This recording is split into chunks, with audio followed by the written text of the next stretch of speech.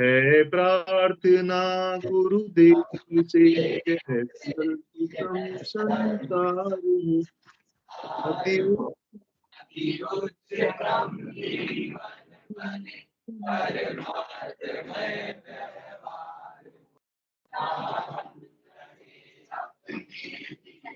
हमको सभी से गर्ज है जो सोचने का फर्ज है हमको पुजारी के गुरुदेव के आदेश के सच प्रेम के नित्य नेम के सर्वधर्म के सत्कर्म के ओझल झूठी राह की अन्याय की अभिमान की सेवा करन को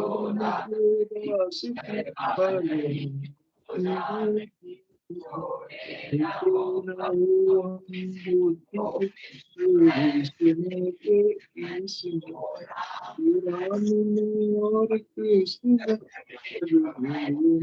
जगदीश इंद्र परताप अमरीर मति धीर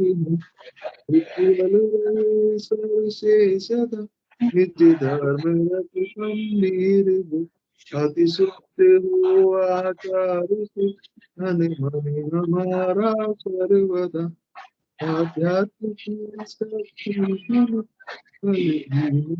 कर दे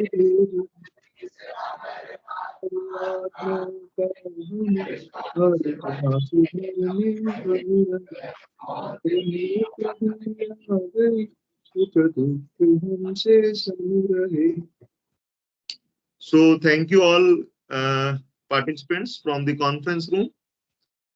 Today we have discussion on EPM and analytics as well as financial planning and analysis, MIS, and how these things can be streamlined as well as automated, and how we can automate the financial reporting also, how consolidations can be automated. And for discussion on all these aspects, today we have Mr. Sasikant Khemani ji, who again has an experience of more than 2 decades uh, working as a chartered accountant and then also as a consultant, particularly in this field of information technology. So I would rather directly request Sasikanji to please introduce yourself and then your team as well as IOCFO, and then you can carry on with your discussion. Because as a practicing chartered accountant, I'm not much expert so far as SAP and EPM is concerned, but I know that this is an area where, as a young chartered accountant or as a finance guy, one need to actually involve themselves into this particular field, which will be, of course, will be very very interesting as well as lucrative in times to come. And what I feel is that this particular topic is basically not regarding preparation of the financial statements, not regarding finance and accounts. Rather, this topic is basically understanding the business of the corporates. That is what my feeling is, so far as I could learn from a lot of interactions with you as well as your team members. So I request Sasikantji to please take over and guide us about the particular topic.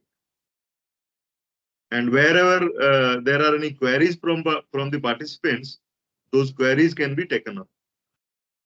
So thank you, Bhupendraji. As usual, you are very kind in your introduction about us. So thank you for that. So right, let's start it. So first of all, who are we? Like, in the sense, IOCFO is a company. Who are we? Our introduction, right? So our company's name is IOCFO. I here stands for Info Powering the office of CFO. So office of CFO means the key customer or stakeholder when it comes to financial reporting or analytics is the CFO's function.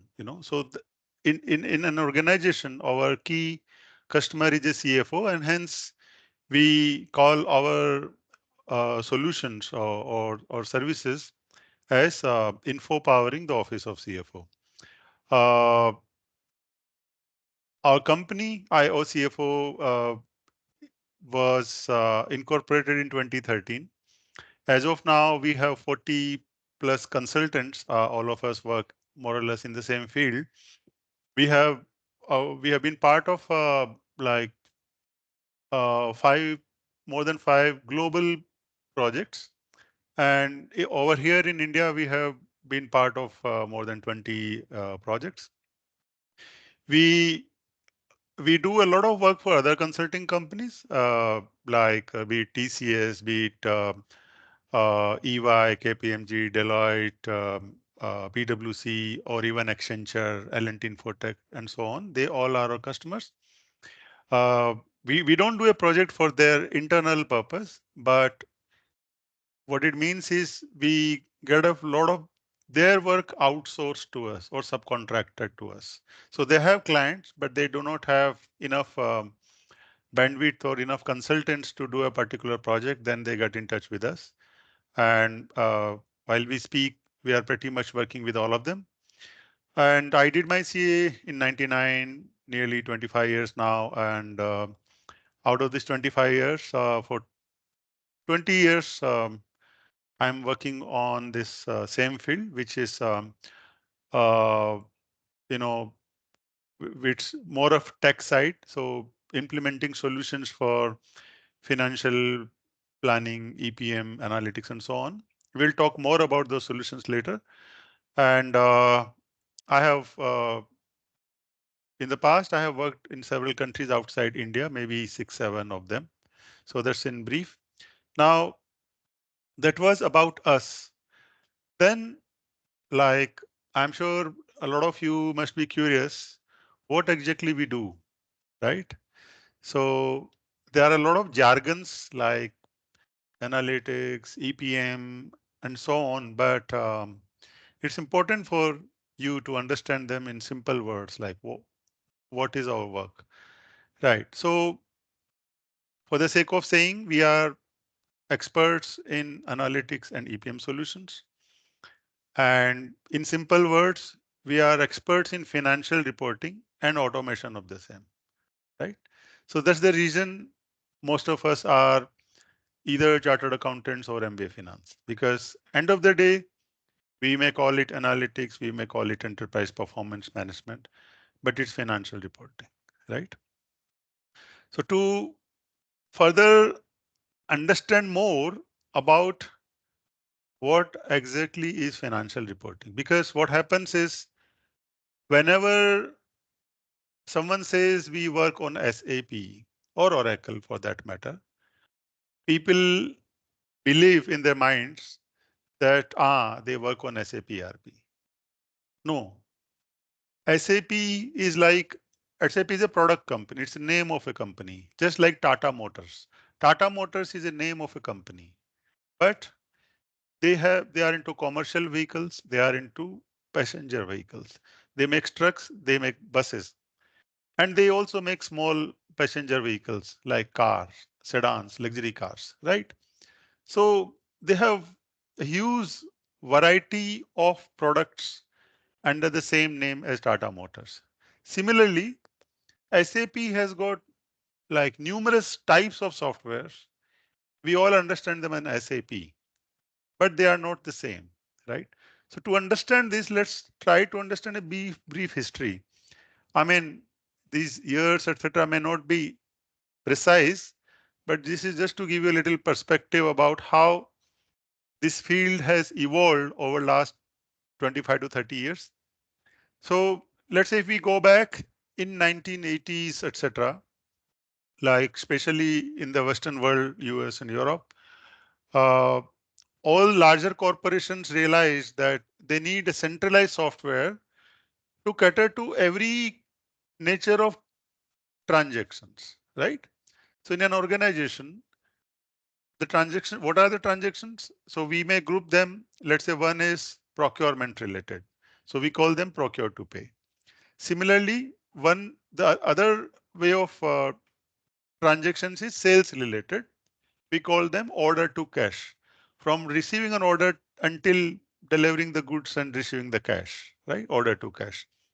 Then there are, like, let's say, manufacturing transactions. There are like HR transactions. Now, somebody may question, I mean, it's okay to ask what are manufacturing transactions, right? Manufacturing doesn't do any transactions. No.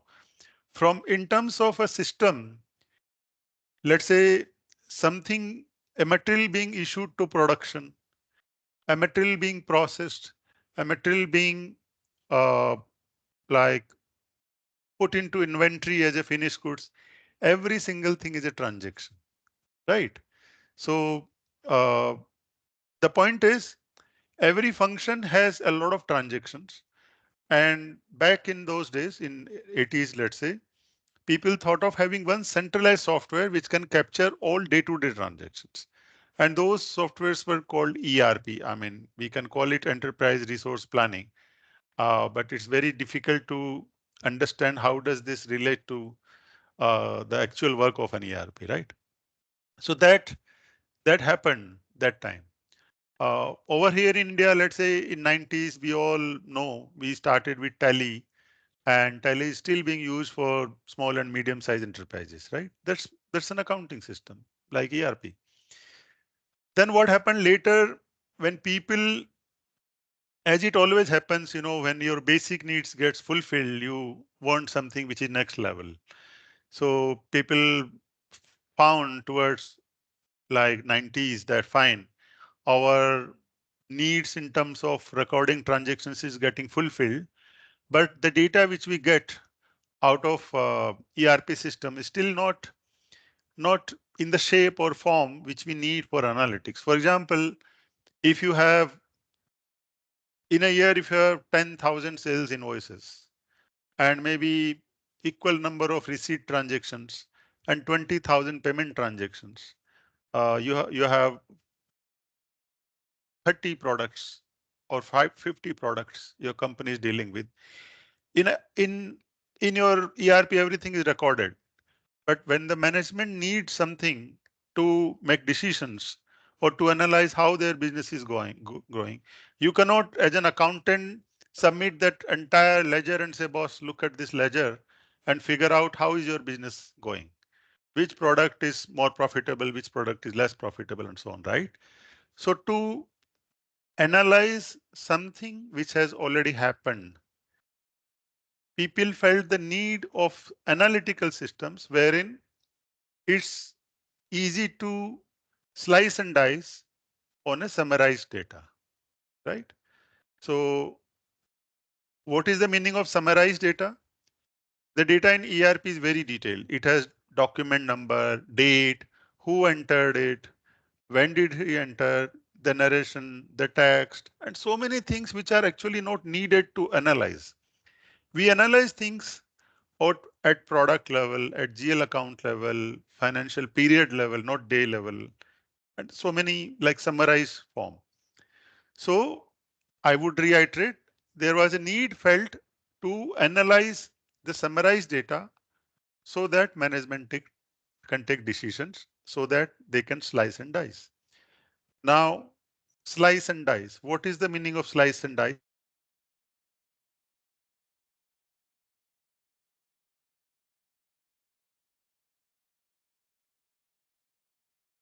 With a very simple example.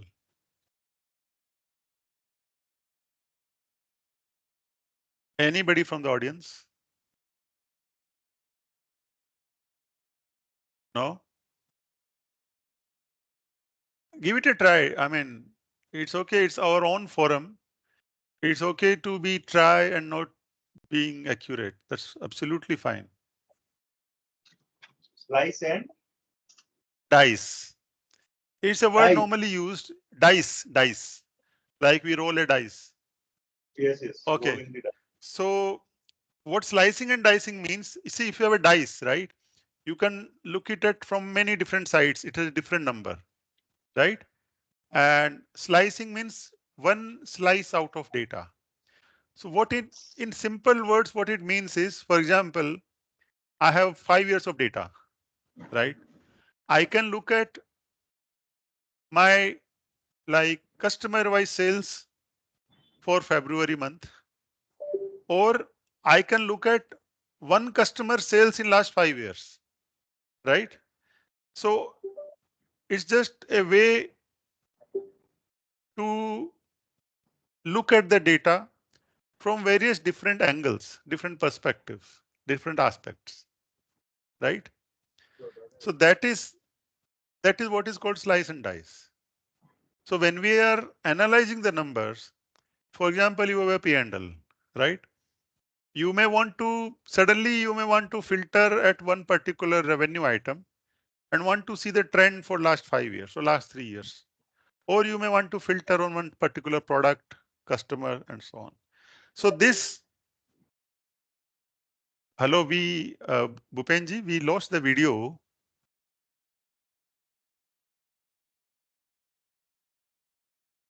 We Sir, there is some issue on our part so far as video is concerned, but we are hearing you. Okay, you are able to hear, right? And you can see my video, right? Or no? No problem. Can you see the slide? Ah, you are back, right? So coming back to this trajectory in terms of history, I mean, uh, in 90s, people realized that fine, they got an ERP system, but they need something to analyze the data which is coming out of ERP. But remember, until this time also, BI only means extracting the data which is already there. It it doesn't have any tools to generate the data which doesn't exist. For example, what every company has some kind of planning for future, like next year, next 2 years, next 10 years. They have some strategic goals, right? Like people have goals. We want to be number one in the market. Someone says, I want to achieve 30% market share and so on, right? And even when no software was there, this this kind of need has been there in the market. The companies who are listed has been giving some kind of estimates for next financial year, isn't it? They say guidance to the street. So what is that? The guidance means projections. The projections have always been there. Weather forecast has been there since the TV was black and white, right? So planning and forecasting as a need has already been there. Just that in the third step, which is after ERP was there, after BI systems came into the picture, then people realized we need now next step. We need something where we can, in addition to extracting data which already exists, we can also call it post-mortem. In addition to the post-mortem of data, we need something where we can generate new data, which is not coming out of transactional systems. So data to do planning, budgeting, forecasting, financial forecasting, and in fact, any kind of forecasting, like there is other than FP&A, other than finance, every department does some kind of planning, right? So those softwares and which can also be used to measure performance within the organization, right? So what is the meaning of performance measurement? Performance as in, we call it EPM, Enterprise Performance Management. So that EPM thing started picking up from like this millennium, like 2000 onwards. And what it's around performance measurement. So let's say you all are students, right? How do how do we measure performance of a student? Like any answers? As a student, as a CA student, How do we measure that we are doing good or we are not doing good? Anybody?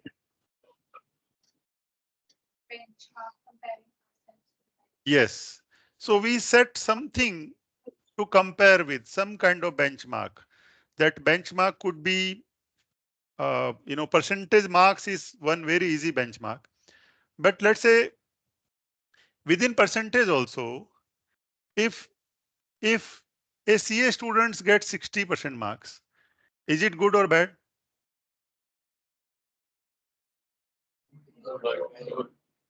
60% is very good.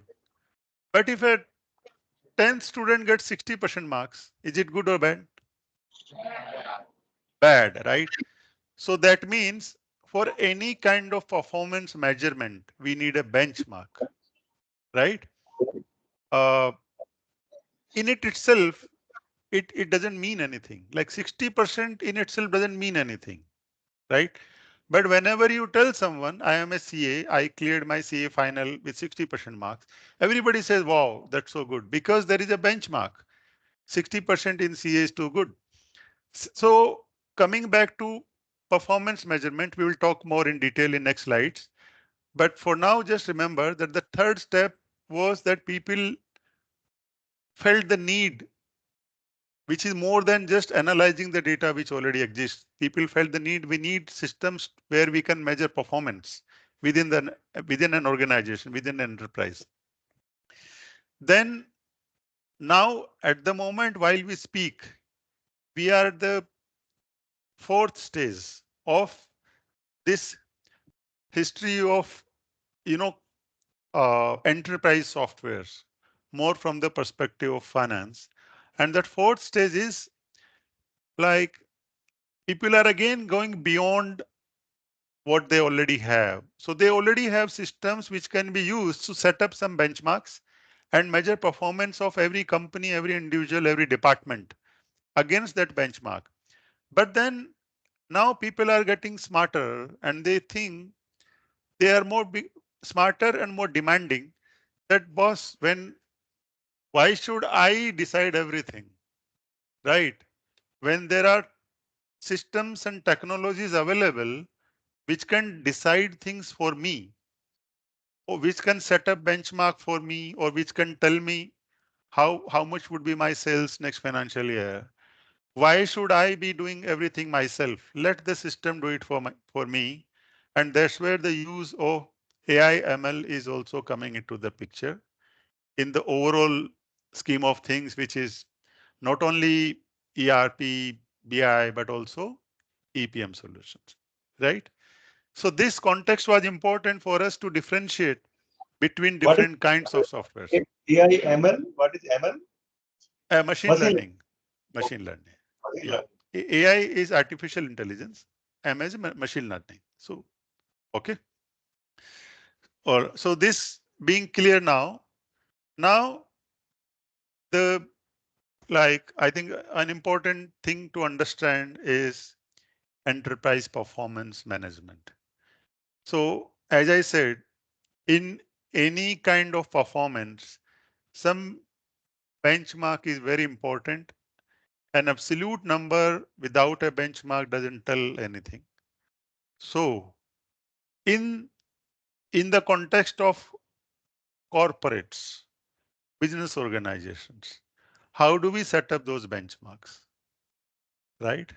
So those benchmarks are nothing but the long-term strategic goals of an organization, which are in turn converted to your operational goals for, let's say, 1 year, and which are in turn further broken down to the goals of, I would say, pretty much each individual, each manager who is responsible for something, right? So that is why it's called EPM softwares, Enterprise Performance Management, because over here we can have our strategic goals converted into some actionable goals for next 1 year or next 3 months. And then those goals further broken down to the departments, individuals, etc. And then once that part is done, this benchmarking is done, then we need a tracking to track the variance, the actuals, where do we stand in terms of our goals. And that's where this financial consolidation or financial reporting comes into the picture, right? And that's where setting up KPIs comes into the picture. Now, uh, so as a like 50,000 overview, is everybody clear about what is EPM?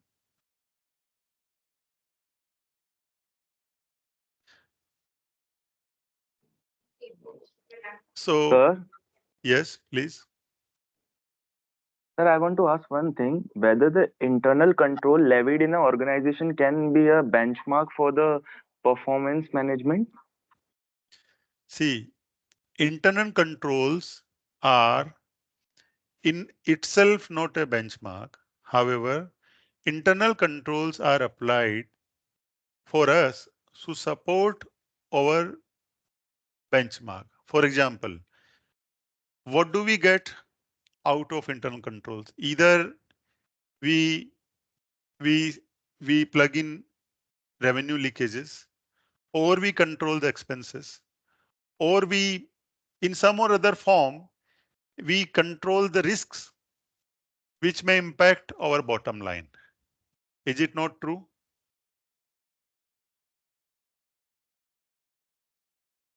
It's true, right? So the function or objective of putting so many internal controls is so that we don't miss, we don't unnecessarily miss our uh, targets or our benchmarks. In terms of setting up KPIs or benchmarks, there can be a benchmark that, for example, if it is a finance department, so there may be a benchmark that you will like the target to, let's say, make unauthorized payments is 0% or not more than one in a year. It's like that. So those could be the KPIs which are being derived from the overall performance management. If I talk about the performance management of the organization of people, for sure adherence to or compliance to the internal controls will be a KPI, right? Let's say we talk about treasury function. So there must be internal controls that no unwanted funds are lying somewhere. So it can be converted into a KPI that the maximum balance in all your bank accounts should not be more than that average balance. It is up to us to convert them into the measurable KPIs. Got it? So I think until now, we will discuss more about EPM.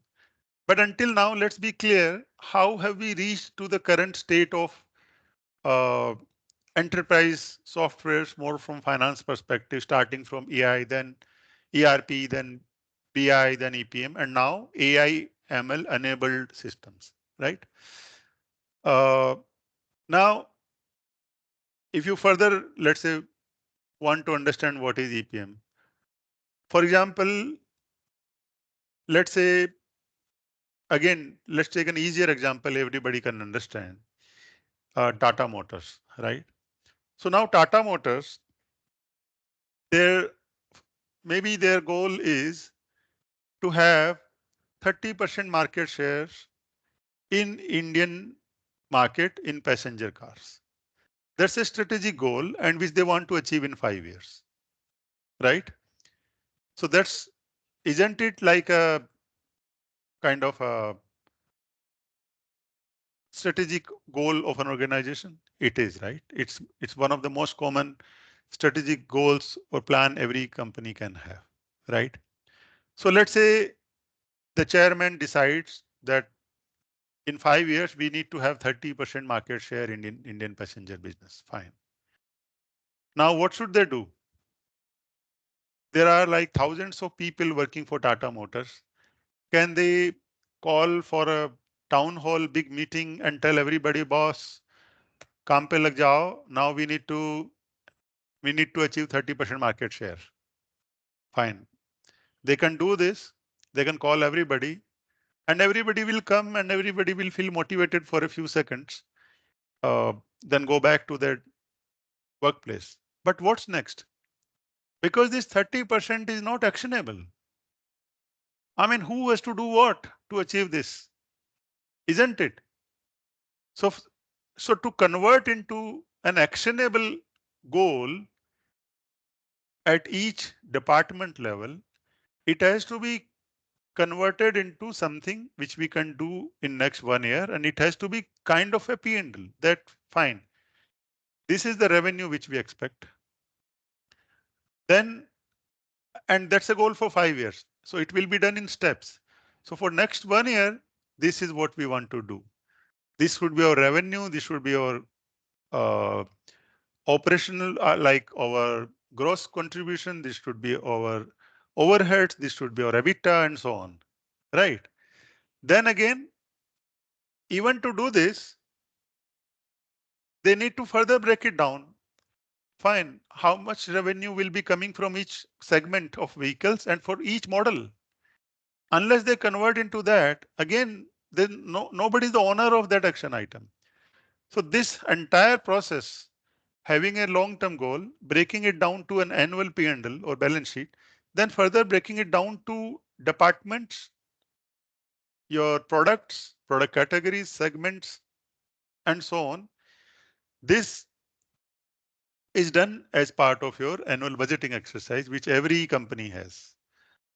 Then this, once that is done, so that takes care of point number 2, budgeting and forecasting.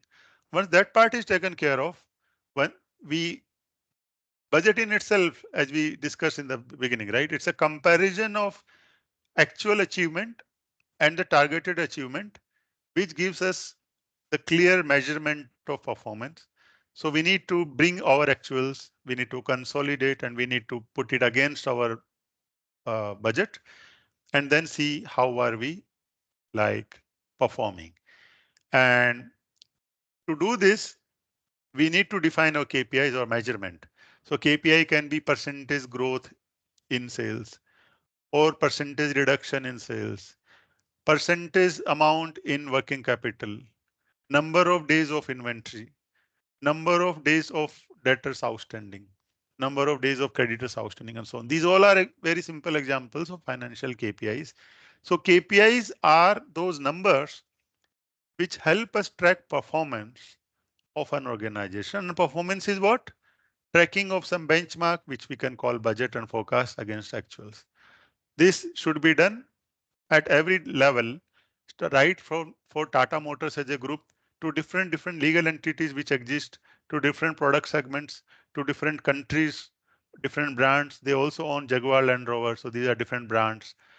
They also have operations in China, UK, in India, so different countries and so on. Because this is measured, performance is measured at every level in the organization. It is called enterprise performance management, right? Otherwise, performance management exists in schools, in family, in a audit firm, everywhere, right?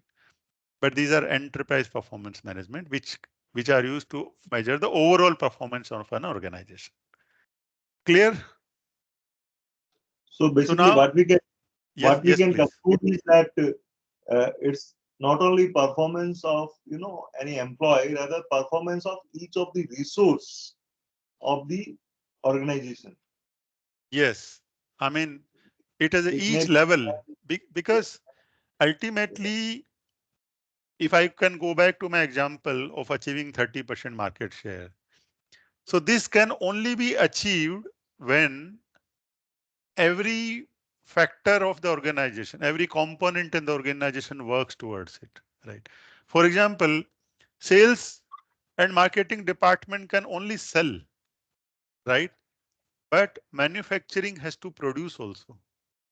And not only they have to produce, they have to produce it in a profitable and uh, qualitative matter, right?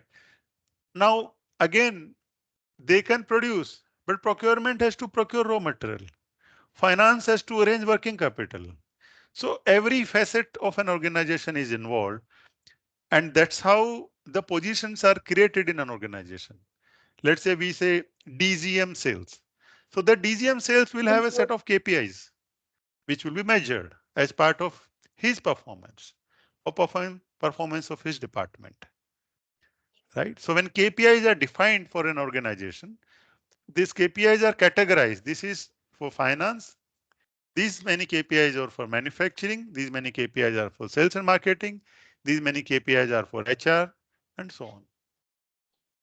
But the end goal of all these KPIs is to achieve that 30% market share.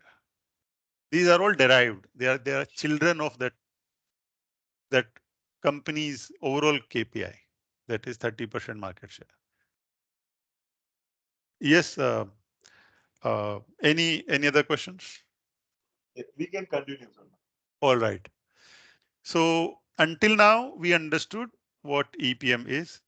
In next slide we have a kind of a something more easy to understand overview. So like as you can see in this diagram at the right hand side, uh, the broader KPI start from your strategy, which is converted into a business planning. Then business planning, once that plan is there in place, you need a mechanism to track your actual, whether it's standalone or consolidated. And once you have actuals, you also analyze like which product, which department is doing how. And then this cycle goes on because again, business environment is dynamic. The strategy which you have today, it may change tomorrow, right? So that's why it's represented in a cyclical manner, right? So we understood what EPM does. Now, how does it relate to our work in the sense, what are those software solutions which are linked to the overall EPM solutions? And uh, how do we know them? What's their name, etc. So we have categorized the whole thing into three parts. One is business planning, budgeting, and forecasting.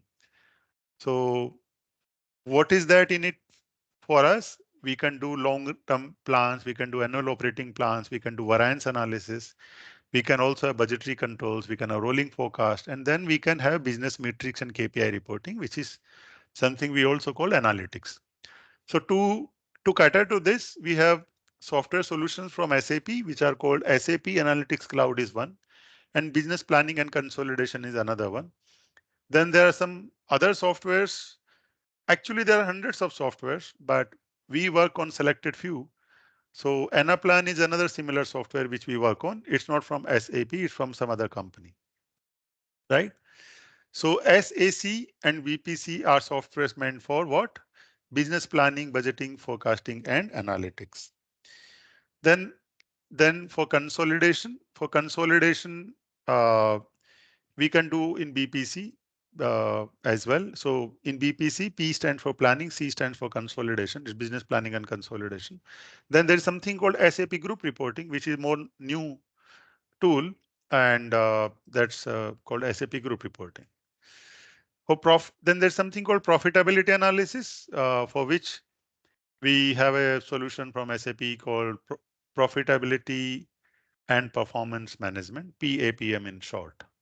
Right? So these are software names, like just trying to match both the things, the processes we work on and the software solutions, right? So far, so good. Any questions? Legal, how this legal consolidation is different from the management consolidation? Okay, good question. See, legal consolidation is driven from legal requirements, and hence it is also driven by the legal structure of an organization, right? So if I again go back to my favorite example of Tata Motors, right? So legally आपके पास Tata Motors के shares पड़े दिखते हैं? नहीं है, एक भी नहीं है. Okay, but I think it's easier to understand. That's the reason. So let's say Tata Motors has various subsidiaries here in India, right? And they have some subsidiaries in China, some in UK and US, sorry, in UK. And I'm sure in many different countries they have got one subsidiary, right? But their head office or their holding entity is in India. So what legally, how do they need to consolidate? Because Tata Motors is listed on Indian Stock Exchange, it's an Indian group. So all those legal entities which are based out of India or which are subsidiaries of Tata Motors India will be consolidated into Tata Motors India, right? And I'm actually not aware of the legal structure. It's just kind of a guesswork. Similarly, they have a bunch of entities in Europe. They will maybe directly consolidate under Tata Motors. And they have maybe one holding company in UK, which is Jaguar and Land Rover. All those entities will consolidate in JLR. And then finally, everything gets consolidated in Tata Motors. It's like a tree-like structure. However, in management structure may be different. Management structure may be around the kind of products they have. Like it may be around commercial vehicles, trucks, right? So if they have one company making trucks here in India, that will be grouped with another company making trucks anywhere in the world or selling trucks. It's part of their trucking business, right? So if you have to, again, performance measurement, if if the chairman has to measure performance of the head of commercial vehicles business of Tata Motors, then we need to consolidate all the revenues and expenses, basically the P&L balance sheet of just commercial vehicle alone, right? And in case there are intercompany transactions, for example, if the trucks are being exported to Africa, okay, they must be selling in Africa, they must be having a legal entity in Africa. So when we consolidate this trucking business in India and trucking business in Africa, when we consolidate, we need to eliminate inter-unit transactions, not intercompany transactions, because that is like duplication. One unit is selling, another company is buying, correct? So to coming back to your question, Bhupenji, management consolidation. So management consolidation is around the management reporting and the structure which the organization uses, top management uses to measure performance of their management. It may be different from legal organization. So we can say that it is more regarding MIS. Yes, for management purpose. Yes. Management purpose. Yes. Continue, sir. In legal consolidation, we have to follow accounting standards. We have no choice, right?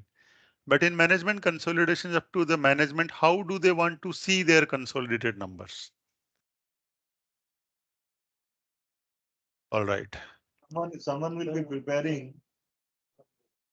Okay.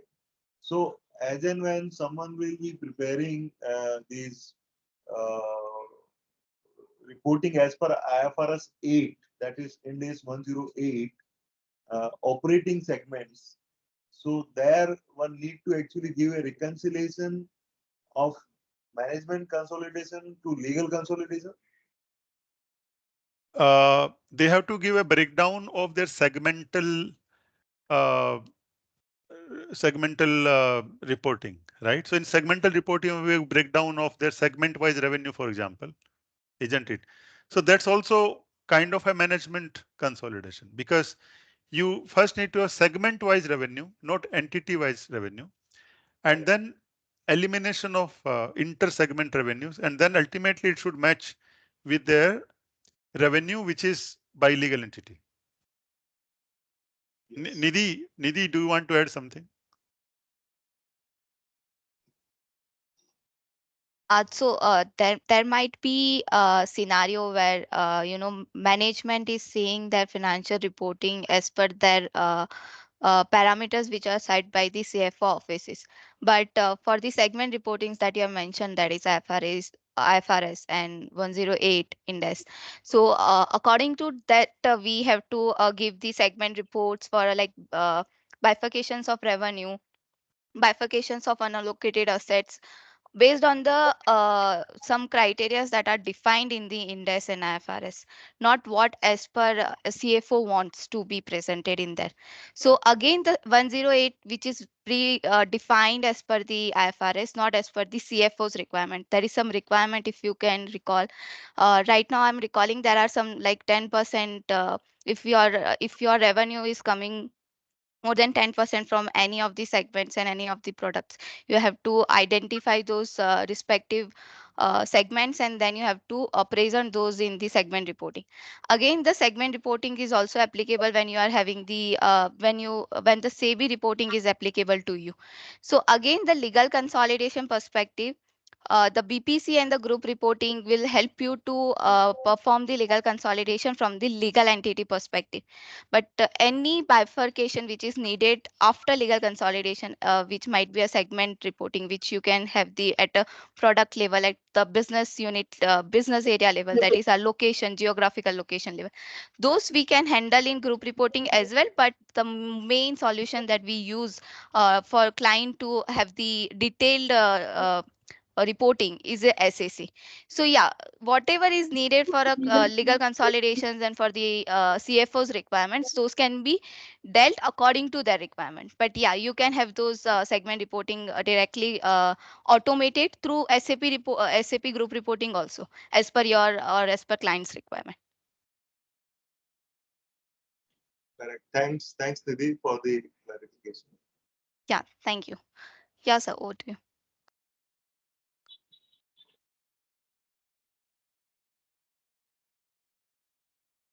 Nidhi, may I add an example? I'm recalling one example from a client. Yeah, sure, Abhinav. Please go ahead. So there is a construction company, very big construction company in Mumbai. It have three segments. One is residential, one is commercial, and one is Nidhi, malls. I request, as and when you're speaking, please have your video also on, so that you know, Yeah, Hello. I'll do so next time onwards. Yeah, Abhinav, please So go ahead. I worked upon a consolidation with a real estate client in Mumbai, one of a big real estate client in Mumbai. They had three divisions, rather I would say segments.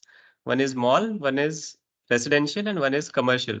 So in the financial statement print version, we were automating it to certain extent, to 85%. I think we automated it. And this segment reporting was a last piece which we did. They had profit centers for this, and this reporting was also done. I think the precise question was whether the reconciliation is required or not. I am not sure about it, but we did the reconciliation of the whether the total of the segment is matching with the total of the uh, entity. So yes, we did that. That was matching. That is yeah, a in this fact, thing. it is 108 IFRS 8 requires that reconciliation. Yes, As sir. and when So, I mean, that was the example I just wanted to share. Over we to can, Nidhi and Shashi. we can continue. Sasi sir, please. All right. Abhinav, do you want to take over now? So now Abhinav and Nidhi can go a little deeper into the aspects of planning and consolidation and bring more insights to this. I'll pitch in wherever required. So I Sure. mean, I can still handle the screen. No, I mean, do I need to share it with you, Abhinav? Or can I make you the presenter? How So will you it can work? make me the presenter, and I think navigate forward. I am able to navigate it. Okay, so how to make you a presenter? Mm, Uh, Outline thing. Let me check, sir. In the meantime, you can. Right. So you can see the screen now. Screen, right? Or no? Abhinav, is my Yes, sir. I screen can. still projected or no? Yes, screen is still projected. I can see EPM solutions overview, and if I'm clicking on navigate forward, I'm able to do it. So I think no need to make a presenter. I Okay, think then this go will work. ahead. Yeah, right. I have added Okay. some slides, Abhinav, so but you can pick up. Yes. You will understand anyway. Yes, sir. So, hello everybody. So we will now deep dive a little bit into budgeting. So EPM was enterprise performance management. If I want to judge some particular department's performance, Abhinav, presently, which slide you have? Because we have EPM solution overview. And okay, can you I'm on sample dashboard sync to presenter. probably, though you are able to move it, but the system doesn't move it for. Sir को change करने पड़ेंगे. Yes. So I'm not sure. Sasikant, in the meantime, you can just, or Abhinav, if you have this presentation. Sir, can you send me this? I'll present it from my side. Now it is sample dashboard which we have on our. Okay. Yes. So let us stay on sample dashboards. So when I want to compare, when I want to measure a performance of a particular division, I will always compare it with either with the budget, what was the budget versus what is the actuals. If your actuals are good, then I will appreciate that department. I will give some reward recognition. If they are lacking with the budget, I will ask for justification, reasons. I will deep dive more, and then I will find out which one is not working for me properly, which department or which geography or which store is not, or which product is not working for me properly as per the budgets, right? And I will take an example. Let us say I will take an example of pharma company. So right now I am doing a project of pharma company. It is easier for me to give a live example for you, and we will talk with some real medicines also. Okay, so let us say I am having 10 products. The contents are paracetamol. Paracetamol is having 2 products into it, and uh,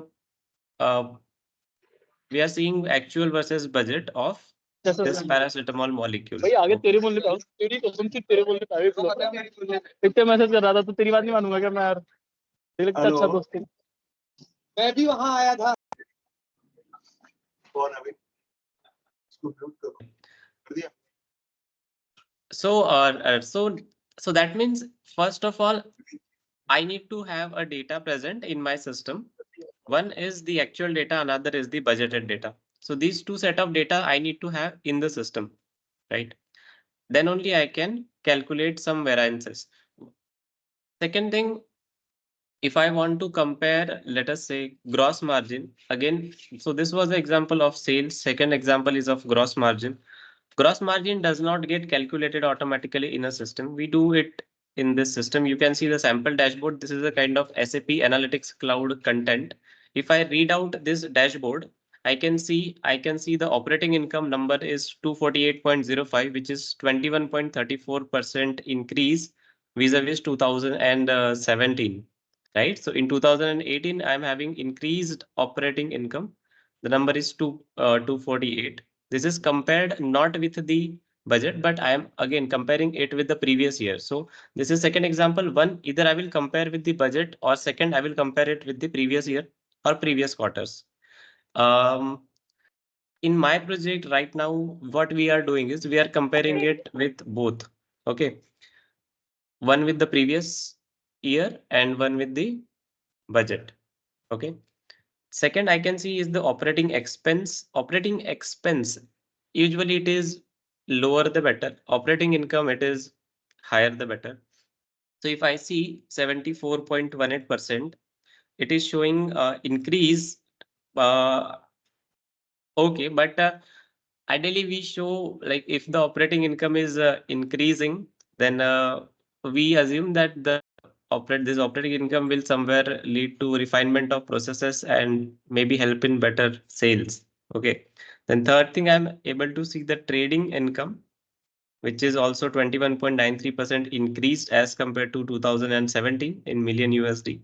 Interest income, I'm able to see 22.57% increase, 107.75. Now, okay, having this, so all of you are seeing this dashboard, operating income, the trend I am able to see Q1, Q2, Q3, and Q4. Then there is a line chart as well, which shows trading income trend over 2 years, quarter wise.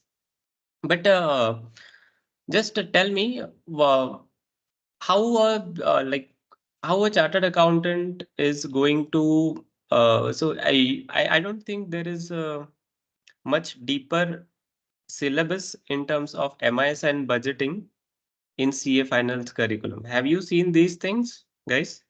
Because I have not seen in CA curriculum at least. Like there was a thing like zero-based budgeting. There was a thing like incremental budget in IPCC budget and budgetary control chapter 13, I guess, in my time. You remember this kind of depth you have seen? Anybody, please? Probably this type of depth may not be there. Yes. So what is happening? So there is a change in expectations of business. Till now we were accountants. Okay, so we used to report the number which is already punched in into the SAP system or Tally or ERP, any kind of other ERP system. But now, if you ask me, people want to know future, and people plan for future, and we are the one who know these processes very well. We are able to make more complex link. We are able to make activity wise budget, zero based budget, incremental budget. So these are not very I will not use these kind of terms, but I will give you one example. Again, so this dashboard is something which is the output. Okay, this is how it looks like, and it looks very good. It's very impressive. If you are able to make this kind of dashboard and show it to business, so they will be impressed by you, right? But to achieve this output, there are certain processes like gathering the data, making it in a model, doing some calculations, and then creating these kind of reports. And these are not static reports, these are dynamic report. In next month, you will be able to refresh this dashboard. It will get refreshed automatically. So these are the expectation. These are the power of tools. In Excel, we might be able to make static report, but in SAP Analytics Cloud or similar softwares, I'm not promoting any software as such. So in these kind of softwares, you will be able to create these reports dynamically, and it is very helpful. Two examples I will like to share. One is the company which I am currently working in. It shares it MIS on 3rd of the day. So that means your month closure happens on 30th or 31st. So all the journal entries, all the sales purchases entries are booked, and on 1st and 2nd they do some analysis. They bring the data from source system. They do some calculations on it, and they show this kind of report to their senior management, and the senior management gets happy because this looks very good. And having system in place makes sure that this is authentic and it doesn't have any manual intervention, right? So that makes it more reliable. Somebody is not doing any mischief in the data. Nobody is adding 1 crore to the sales on 31st of March. That doesn't happen over here. Okay, that might happen on statutory audit to increase the incentives, but doesn't happen in management reporting as such. So authenticity is something which the tool is capable of, and then management believes it to be true. When the variants are detected, the paracetamol was going down, and it was detected on 3rd of the April, let us say. So the corrective actions can be taken on 5th or 6th of the April, right? That CFO will call the meeting. He will call, let's say, the North America area. The North America was going down. The paracetamol sale in North America was going down volume wise. So CFO will call the meeting from North America's participants. He will ask some questions. He will ask marketing guy what is happening, why it is going down. They will take corrective measures. and probably in next month or next 2 months, the sale will be back to normal. So this is the advantage. Otherwise, what would happen is if you do not track that the particularly paracetamol in North America was going down, you will not be able to rectify. So identification of problem, identification of risk is the benefit of this kind of tool. Or and it is very fast, I would say. If at the end of the month you are able to see what is happening in your business, it is very good, rather than at the end of the year when you really consolidate, when you really see the profit, and when you really see the sales, you eliminate the intercompany and then you see what is the real sales. No, don't have to wait for the year end to rectify or to do any improvements, right? So this is the significance of MIS, right? Now, And Abhinav, second, yes. can these systems be also set for real-time basis also? Like Yes. what has been the overall sale today in North America or whatever? Yes. So there is a, again, example I have. There is a paint company in Bangladesh who wants to see real-time sales day wise. Okay. So they have daily meeting. So daily morning, they have a meeting with the CFO and team. They see the sale of a previous day, next day, on the next day morning. So this system, SAP Analytics Cloud, goes on a day granularity as well.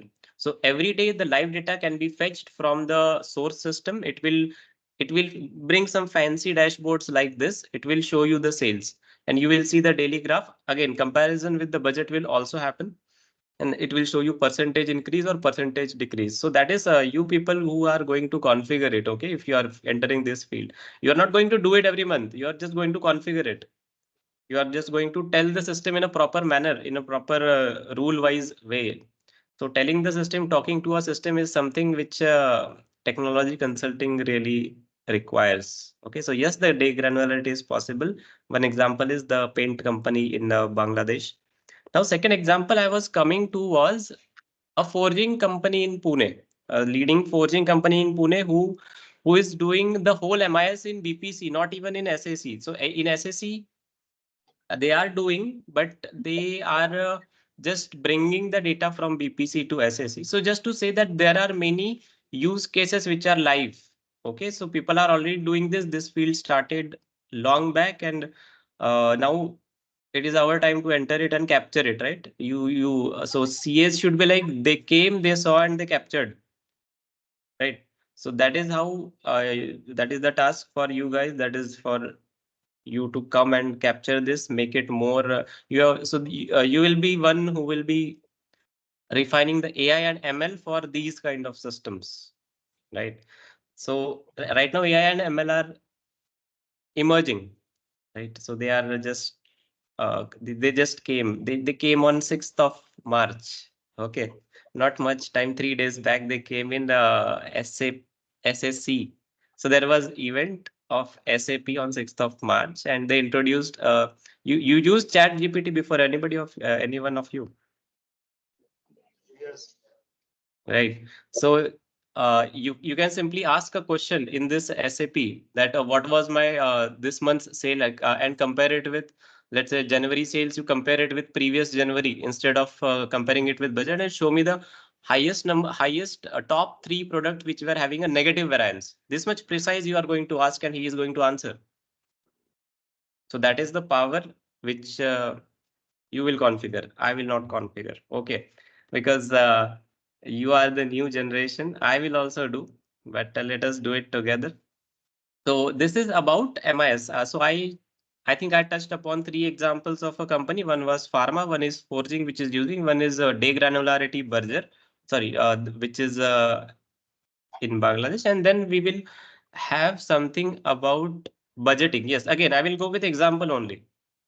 So you are okay with going with examples? You are okay, right? Yes. Yes. Okay, fine. So there is an example of a company making budget on a BPC system. And now how the budget is made, I will just take, I will just take one or two example. Okay, so how a business is run? Business is run. So they have few customers, 13 or 14 sites. It's a coal company, very big coal company it is. 13 or 14 sites, few customers, and it works like this. First of all, they decide how much to produce. Then they decide how much is the variable cost attached to it. Fixed cost is not very deeply planned, but yeah, the fixed costs are fixed anyways. You don't have to put much brains to plan it. Then you have P&L in place, because once you have revenue, you have variable cost, you have fixed cost, then you have a P&L in place, right? So these people create a planned P&L. Then on the basis of revenue, the debtors are calculated. On the basis of variable cost and fixed cost, creditors are calculated.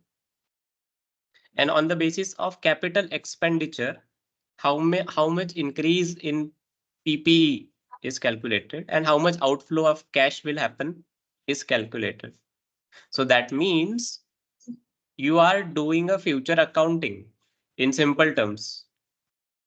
If you are having this much amount of linkage, because if I take an example, if you are producing 1000 tonnage, obviously your cost will be linked to 1000 tonnage. Your variable cost will be linked to 1000 tonnage. You will sell 1000 tons. Your sale will be linked to it. Then once you sell, your debtors will be linked to it. Receipts from debtors will also be linked to it in the next month's or next to next month's cash flow. In this manner, whole 12 months P&L, balance sheet, direct cash flow, and indirect cash flow. These four statements, there are clients who are preparing these four planned statements. So there is that is the fourth example of planning, and this planning I will say this is I'm not remembering the name as such. Garv, can you help me? You did this client, right? What we call this? This is not incremental budget. This is zero-based budget, but this is, sir, can you help me? What we call this budget, which is linked to each other? Anybody, please help me, guys. Don't leave me like this. There is a name for this.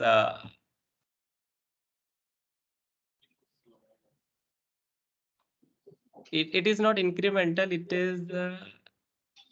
It is not activity based. So to a certain extent, it is activity based. And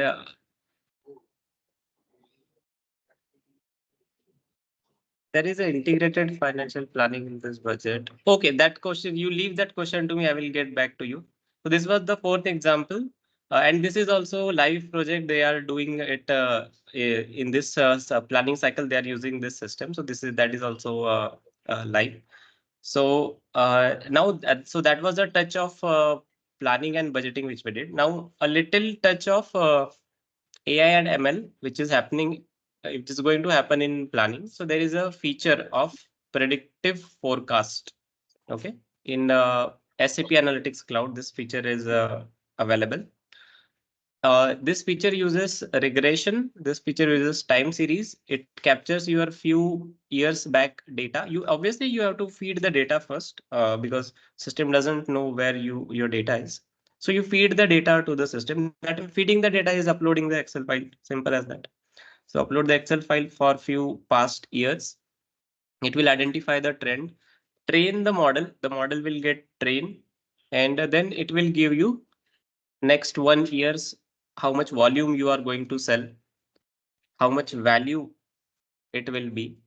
So this is very important for industries like seasonal industries like pharma, because in pharma cases, in rainy season, their sales go up. In winter season, their sales go a little down. In summer, it is fairly normal. And if some kind of COVID-19, if some kind of disease like this comes, then again, it becomes a few products, like a few medicines will shoot up the sales. So these kind of learnings it will capture and it will give you a realistic forecast. Obviously, user have to put their own brains. It is not going to take the job. Okay, so it will just going to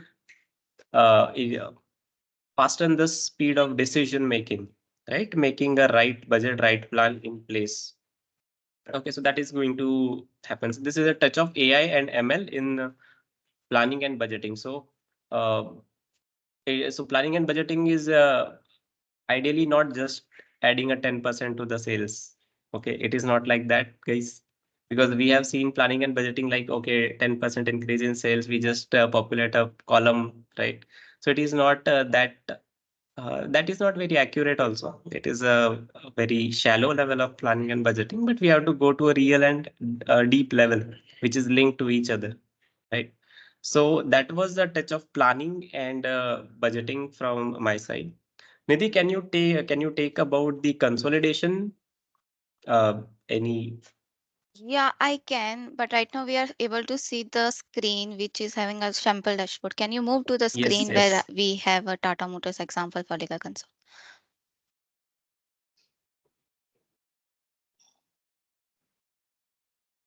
Sir, can you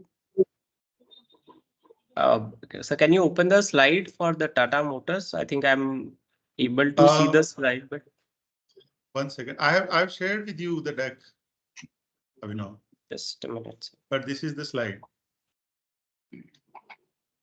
Yeah, in I've fact, shared by we email. we were on the slide 9 only. So I request that whenever there is any different slide, please move it. I think Slide? Sasita, Slide number Okay, 15. Abhinav, you want to see this, right? let me share my screen itself. Just give me a Hello. minute. Hello? yeah, please. Yeah. So let's move. So let me show you the dashboards that Abhinav was referring. The one that was the sample dashboard that you were seeing on the screen. There are some other dashboards also. So some operating income distributions, forecasting, some allocations. So these are all the dashboards that we have basically created in SAC for users to perform the MIS activities. As mentioned by Abhinav, the MIS that we have seen are CA is very shallow knowledge. But when we went Nidhi, on a, yeah, can you please have your video also on? my video is on. I have on my video. Just let me check again.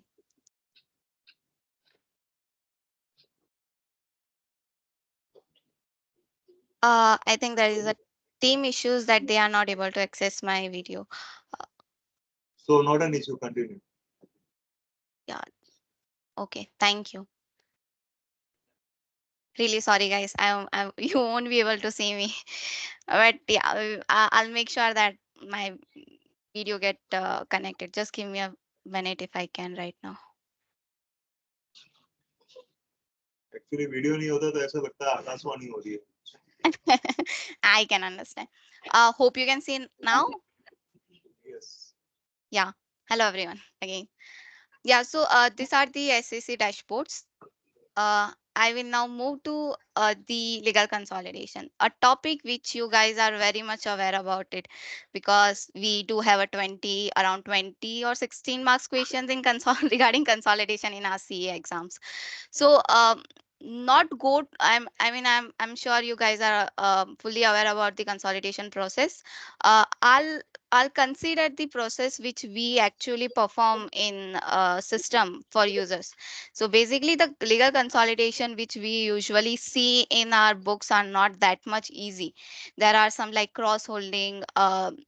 Holdings, there might be a subsidiaries calculations, they might have joint ventures, they might have associates, there might have a combinations of holdings in the group itself. So the main thing that group reporting do for this legal consolidation process is to have the accuracy of your transactions. So basically, when we have a transaction in our source system where you have maintained all your day-to-day transactions and then you have prepared your trial balance, the main thing that is to have a data integrity and accuracy of the trial balances of whole of your all of the entities which are covered in the groups. Now there might be a chances that there is not a single group. We do have a step down consolidations also. We have a subgroups in the main groups also. So having a data accuracy and data integrity of those all entities. You might have seen that Reliance, Tata are the big groups which are having entities counts like 200 entities and 300 entities in their group. So having that data integrity and accuracy to be maintained for those 300 entities, it's very difficult task if we are doing the consolidation on Excel.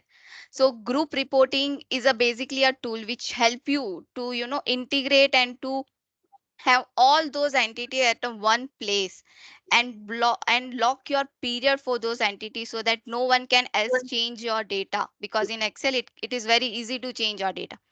So uh, this is one of the example. Yeah, someone is saying something. Okay. Nothing, but one query in my mind is about this uh, from 1st of April 2023, Mm-hmm. every company was required to maintain an audit trail Yeah. for the purpose of whatever they have done so far as Mm-hmm. their book of accounts is concerned. Yeah. But generally, companies prepare their financial statement through Excel sheet only. Yes. Yes. In many of the entries of consolidation are put, uh, you know, uh, as a memoranda only and Yeah. not in Yeah. the. Yes. Yes. So, do you feel that uh, this will be basically a violation of, rather a contrary to the not maintaining the audit trail? This will be treated as like not maintaining the audit trail, or uh, So not maintaining your audit trail in the Excel financials that you are preparing. Excel cannot maintain the audit trail, and memoranda entry uh, cannot be said to be the actually entries in the books of accounts. Right. So And maintaining audit trail. probably, Yeah. probably such tools may actually address this issue Right. wherein each and every trail is maintained. Yeah. Agree. And the requirement of the maintaining the audit trail for the entities specific, the big entities which are needed. Yes, maintaining in the Excel won't be possible. And yes, somewhere it is a violation of the requirement that government has set. And that's why right now many companies are moving from the Excel to the group reporting. There are many other software. It's not just SAC. There is group reporting. There is BPC. There is OneStream, which is not an SAP product. Yeah, to mitigate those risks, to mitigate the to comply the requirements, yes, we have to maintain audit trails. And because of that only the users and the clients have started to using the uh, IT technology, I would say a specific software which we have, which the big companies have created for the consolidation. And yeah, it is a violation. And the group reporting and any every tool that is there available for a consolidation does have the capability to maintain the audit trail. Each and every data that you are maintaining in, whether you are posting any simple, even a simple entry, just like you are correcting something, let's say you have maintained the entry at 31st March 2024. But once you closed your period after audit, you got to know that there are some entries that you have to post. As an auditor, we used to generally do that to client, that please change this entry. You should not post the entry like that. You have to post this entry. You are not complying with this index. Please post these entries and some kind of the entries which is needed. But if the system is closed, obviously you cannot post the entry unless you are authorized. So again, the audit trail concept will come. You have to specifically use I would say a column or I would say a value which will identify that this entries has been posted after your audit has been done. Before that, you were not able to post, or before that you didn't post the entries. So audit trails is a big convenient functionality of any consolidation tool that is there in market, and which will obviously help companies to comply with the requirements that is needed.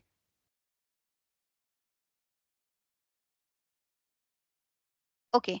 Then I'll move to what I was saying about this complexity, the data integrity and accuracy. As I mentioned, having those 200 entities at a one place is needed, and these tools are created and are configured and are presented in a for a users uh, to say that you do have that capability in this software, so you can maintain 100 entities at once and you have the visibility of their financial statement. And if you need at a greater level of detail, also at a transaction level, so that you can see, and you can also make sure that no one can change the data once you have confirmed the data which are there. So accuracy is there, data integrity there, audit trail is there, efficiency, obviously combining those 200 entities in a group and doing a currency translations, consolidation adjustments, intercompany reconciliation and matching, intercompany eliminations, other consolidation adjustments, those type of entries which basically are being done at Excel level are now will be in a system, so that you do have a track of all these entries.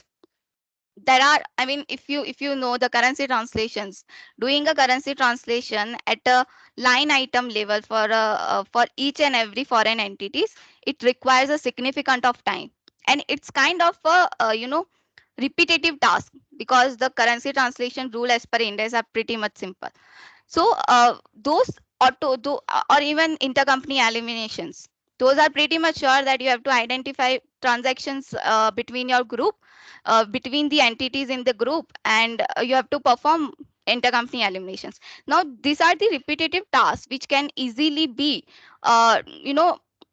configured and automated in the group reporting. So for consolidation managers to perform currency translations, intercompany matching, reconciliations, eliminations got very easy due to those softwares.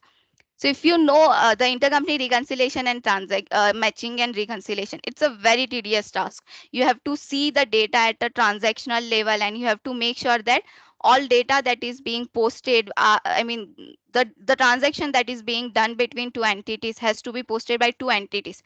Otherwise, you'll have intercompany differences, and obviously you won't be, make sure that your financials are having a correct data. So those TDS tasks can be performed. I mean, we haven't mentioned the ICMR tool, but SAP does have that ICMR tool which perform the intercompany elimination, intercompany matching and reconciliation at a document level.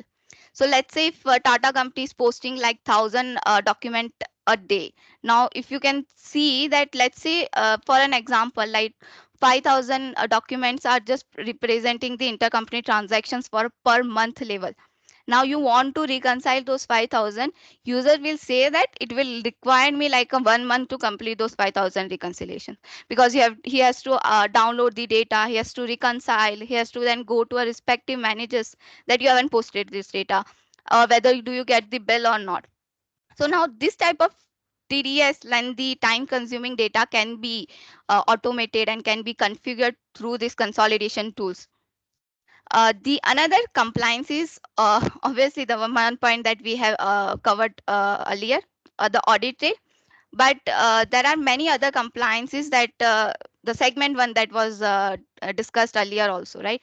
So if we are having a data at a greater level, or at a level which we can automate our system for a consolidation users, the users will be able to, so the efforts and the time that they are having right now for preparing the consolidation financial statement at Excel will greatly decrease, and they can obviously can focus on the other activities which are more efficient and more required from a company perspective. So this is what consolidation tools basically. Uh, for more or less, we usually do whenever we start any projects which is related to consolidations, we usually need knowledge regarding our index, because this is what we are known for. The CAs are the best who knows index perfectly. And then we go to client. It's not just that to automating the repetitive task, it's also like consulting and giving them advice that you can have your financial statement automated, or you can have your entries to be automated like that way, so that your time and efforts can be saved and you can utilize those resources somewhere else for your business. So this is what the group reporting and BPC tool. We, as I mentioned, we do have many other tools in the market also, but yeah, right now the group reporting and BPC are the famous tool that client usually go for because of um, uh, their capability to handle the all complex scenarios that are there in group while preparing the consolidated financial statement. Anyone wants to know anything more about this, whatever I've said so far? No, Nidhi, I think you can continue. Very well explained. Yeah. Okay.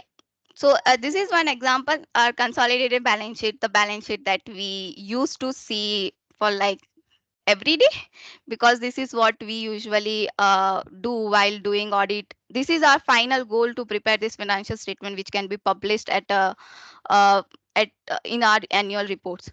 So our goal while preparing, while configuring system, is to prepare this balance sheet so that users can directly publish their financial statement directly from the SAP itself. SAP do have a various range of software which can help you to exactly automate your audit report requirement, even word to word. So if you see the audit reports having had 300 pages, right? So in those 300 pages, there are many details which has been presented from the management perspective.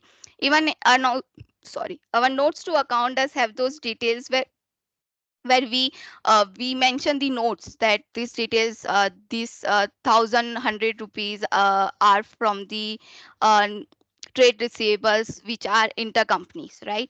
We also mention that this is the deposits that are actually as a as a 3 month, less than 3 months and more than 12 months, less than 3 months, sorry, less than 3 months, then more than 3 months, but less than 12 months, more than 12 months. So this type of all bifurcations that we used to do in a financial statement, we actually automate those all transactions, all those notes to accounts, all those consolidated, I would say, financial reporting pack that is needed. So obviously it is not basically one tool's capability, but there are various range of tools that are available. We also integrate those tools. So someone has asked earlier that whether the reconciliation of segment MIS profit and legal consolidation or legal profit, which we mentioned in our financial statement, are needed on. Yes, it is needed, but if you want to do, because your MIS is being done by a separate tool and your consolidation is being done by a separate tool, so even the SAP has that capability to integrate those tools, so your data are accurate at each and every level. So if I'm having so in MIS you can see there is, if we are using Excel, so there might be some possibility that whatever we are showing as a revenue, a total revenue of a company in MIS Excel, might be a different from what we are showing in our standalone financial statement. This scenario happens, and that's why in companies, users have, in companies, management proposed to have some validation tool. Now, because of the tight integrations between a various tool of SAP, we always mitigate those risks. We also always have those capability to perform the validation. So we make sure that all data are same at each and every level. Whether that data is being used for your MIS purpose, whether your data is being used for your consolidated financial statement, or whether you are using that data to report your any details to a bank if it is needed. So the having a SAP as a tool is very beneficial for users nowadays, and they are actually very much concerned about the data, because data accuracy is a very big risk. If you are showing something else in your MIS report and if you are showing something else in your financial statements, it will obviously impact the decisions that we are having, or even you might get scolded by your boss. Why are you maintaining so many details, and why you are not having this all details at the same place and everything? So yeah, the tool is basically a automation tool to have all details at one place, to perform all repetitive tasks, to have a reports which you can directly use for your annual reports, and obviously to have the greater level of details for MIS also. Yeah. Anyone want to ask anything regarding, even if you want to ask me anything regarding group reporting, you can ask. I can try to give you answer as much as possible. Okay. Yeah, Binav, sir, you want to carry on from here, or should I carry on? No, Nidhi, you can carry on. So just explain like what is the role of a consultant in each phase. That's the reason this slide is here. So this is the project implementation. As as I mentioned that we automate all your requirements which is needed from a CFO perspective. One was the MIS and another was the legal consolidation. Now, how we do actually implement a project, I would say how we do build a system which can be used by and which will be used by users. So there are some phase that we usually have in all project implementation methodology. I think ISCA is not part of your curriculum. That's why I think it will be a great to have this slide. Otherwise, in the ISCA, we usually get to know the how the project get implemented in phases. I think you guys will not be aware of ISCA subject in CA that was earlier in old course. Okay, then I'll start. The first page, first is to start. So this start does mean the all the contractual obligations that we have to have while starting the project. So for our when we have any audit assignment, okay, at the time of audit assignment also we first of all have some agreements where we letter of appointments and everything, right? And then we are appointed as an auditor in the firm.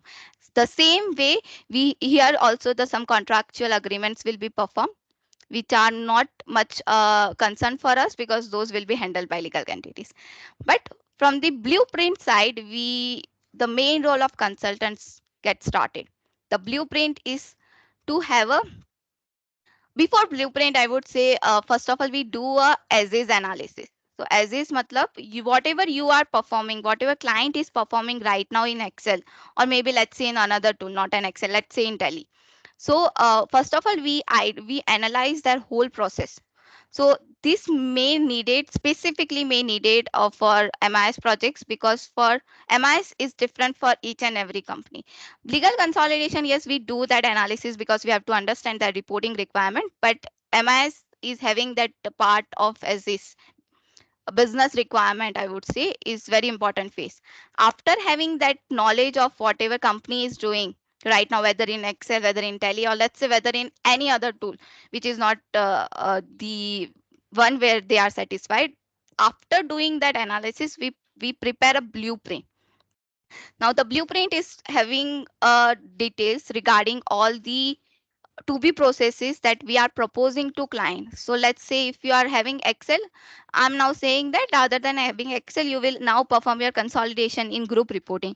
So what the steps you might perform in the group reporting, what results you might have in group reporting after implementation of the application. All those details will be mentioned in this blueprint phase, which is very needed because you should always record your to be processes and agreed with the client to not to face any difficulty after go live, because clients requirements can change at any point of time. So blueprint is a important phase where our role is very important. Being a CA, we know their businesses, we understand their financial requirements, we understand their pain points, because understanding their pain points and then preparing a blueprint so that they can actually use their system and have their efforts to be minimized, it's a very big task for us as a consultant and as a CA, because they expect too many things from a CA. Then the realization. So whatever we have discussed, like that your process will be like this, you will perform this task, you will have this reports. After signing of those blueprints, while we receive the confirmations and approval from the client, we actually start our build in the system, where all the technical and functional guys will sit together, will build a system which is very useful for users. Then we will again perform some testing to make sure that the system is working fine before going to client that, see, this is your system, please use it. Before that, we perform build, we do some testing from our side, we prepare some documentation. This is what realization is all about. So after realization, after building a system, it's like training and UAT. So again, training and UAT is necessary because you might know that, I mean, being a auditors, you obviously might know that whenever you go to client place, you will find some resistance from a client. Whenever you find some queries, whenever you are discussing something, or let's say whenever you are proposing something to client, okay, you will always find the resistance from a user. So training and UAT is a phase which will uh, to help you to get the acceptance from the users that yes, okay, whatever you have built is correct, I'm going to use this system. So now let me show me how to do that. In that case, we give them a training, we have a trainings, we have documented where we have mentioned every each steps, we have documented each steps, they follow those steps, they check the system and they confirm that okay, it's everything is fine.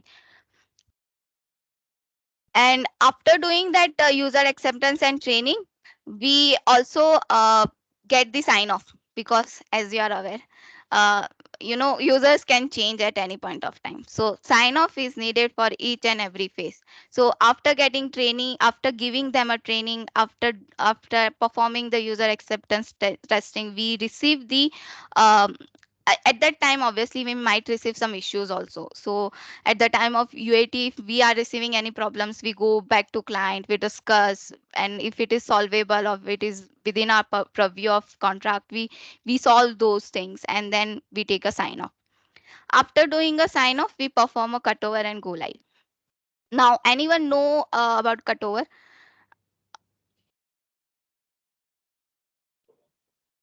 Okay, so cutover is yeah. So basically, the first, you can say the first cut for providing the financials or like that. So yeah, kind of, but it is more than a first cut of financials from a system. It's like a historical data migration. So let's see, I'm preparing my financials from this year onwards, but as per our requirement, we do need a comparative. So as a part of cutover activities, I obviously migrate my historical data in a system. So I perform those respective tasks that is needed to migrate the historical data. And cutover also includes, because I have built one system in one software, I mean in one tenant, I would say, which is not a live tenant that user use. So I need to transfer all those built from the test tenant to a production tenant, a live system tenant. So those are the cutover activities that we perform. And I'll be very frank, the cutover activities are very much headache. You have to even work for a 24 by 7 to make sure that whatever data you have migrated is correct. Whatever system that you have built in a test system, it should be there in a production system. Otherwise, after go live, if your system is not working, your user will not able to support you at any phase, and the system failure will be there for sure. So the cutover and go live activities that we perform, and then there is the, after doing cutover and go live, we obviously support that system for some point of time, because for users it is a new system. They might not be able to accept the knowledge which a new system is giving. So we obviously support for some time so that user get comfortable and they are happy to use that system for like 5 6 years, I would say at least.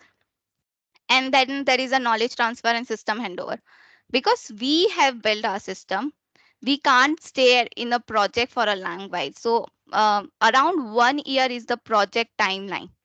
The life cycle of any project is minimum 1 year, maximum can be a big one, but minimum is 1 year, and maximum we can say 3 years. But after 3 years we have to move out from the project. Okay, I would say 3 years is a big amount. I think maximum is 2 years. I have completed my all projects in like 1.5 year. So it's depending on the requirement. But when you move out from the project, no, you have to hand over the system to the client, because client will be the owner of that system. It's their intangible asset that they have to use on a daily basis, on a monthly cycles, to perform the consolidation and MIS. So it's our responsibility, or it's a needed responsibility for from our side, so that to give them a knowledge that, see, this is how system has been built, this is how you can identify any bugs or any technical issues, or this is how you can change anything if it is needed from your side. Okay, so this is the knowledge transfer. And then after receiving the go ahead, okay, that okay, client will say that I'm okay from whatever knowledge that you have shared, I'm okay with this. And then we take a sign off and we hand over our system to a client for their uses. So this is the project implementation methodology. Do you guys have any question regarding that? No, Nidhi, I think you are going well. Okay. Okay. How is it relevant to you, the main questions that you might be thinking from last to us? I mean, why we are here? PA are the Right. one as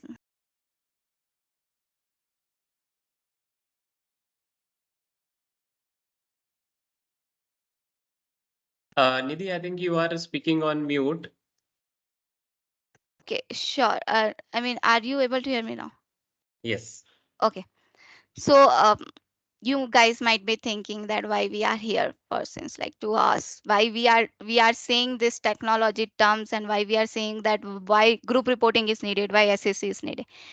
Uh, the main thing is, which I always say, CA are the best who knows financials, who knows finance terms, who knows MIS, who knows financial statements very well. In India, I don't think so any other commerce people can beat CA's knowledge regarding that. So because we possess a great level of financials, we know the terms of the financial terminologies, right? We sure. Hello. Yeah, Nidhi, I think before you explain, I am just asking few of them that whether they find it relevant or not, Yeah, sure. I mean, I want to listen that. Please go and ahead, why, guys. and why. Sir CA बनने के बाद किसी company में join करेंगे तो फिर अपने को ही ऐसे अकाउंटिंग वगैरह के काम करने पड़ते हैं, तो फिर कंसोलिडेशन भी अपन करेंगे, सैप वगैरह यूज करना आना चाहिए, और सैप में कैसे अपने क्या क्या ऑटोमेशन हो रहे हैं वो सारा भी अपने को ध्यान रखना चाहिए। एक दूसरा अगर हम बिजनेस भी करते हैं तो भी हमारे लिए हम अपने बिजनेस को एनालाइज कर पाएंगे, हमें पता होगा कौन सा मेथड या कौन सी टूल्स अवेलेबल है, तो एटलीस्ट इतना तो पता पड़ जाता है कि हाँ ऐसे एआई एमएल का यूज होता है, इससे हमें क्या क्या पता पड़ सकता है, कौन कौन सी रिपोर्ट निकलती है। Are you able to hear, Nidhi? Yeah, I can. Please go ahead. Anyone else? तो हम इंटरनल कंट्रोल्स चेक करते हैं, तो इंटरनल कंट्रोल्स में हम पता कर सकते हैं एमएस रिपोर्टिंग कैसे हो रही है, कौन सा सॉफ्टवेयर यूज कर रहे हैं, कौन सा ईआरपी सिस्टम यूज किया जा रहा है। सर और अब जैसे ये भी है कि एआई आ गया तो नौकरियां खतरे में, ऐसे लोग कहते हैं, पर अब सैप में एआई आ गया तो अपने को यूज करना आना चाहिए एआई, अपन खुद उसकी हेल्प ले सकते हैं, ना कि वो अपने को रिप्लेस करे। Instead of AI replacing us, we can, by learning AI, we can upskill ourselves. ये भी है। और दूसरा एक बात इसने बड़ी इंपॉर्टेंट बोली कि आप ये मत समझो कि हमें इनको एज ए सॉफ्टवेयर यूज भी करना है, but how business are being done with the help of technology. ये पूरा का पूरा जो जैसे पहले ईपीएम बताया, अभी कंसोलिडेशन की बात इन्होंने बताई, तो अगर आप कंसोलिडेशन करके और एज ए मान लो किसी कंपनी का कंसोलिडेशन कर रहे हो, जैसे टाटा मोटर्स में इन्होंने बताया, तो she has given an example कि अगर 1 बाय 1 ट्रांजैक्शंस का एक एक आइडेंटिफाई अलग से करके और कंसोलिडेशन करेंगे या इंटरकंपनी एलिमिनेशन करेंगे, तो it may take 20 days 30 days to actually identify those transactions. अभी 20-22 दिन अगर इसी में लग गए तो 3-4 महीने तो कंसोलिडेशन की रिपोर्टिंग करने में लग जाएंगे। So the point is कि क्या, and then accuracy is again doubtful. अगर हम काम मैन्युअली करेंगे या विदाउट सिस्टम करेंगे तो accuracy of those transactions which you have identified for intercompany eliminations or for any other purpose, that is also doubtful. तो आप काम भी कर रहे हो, समझ भी रहे हो, और प्लस एज ए प्रोफेशनल आप एक ज्यादा क्लरिकल काम में लगे हुए हो as compare to the actual work which you should do.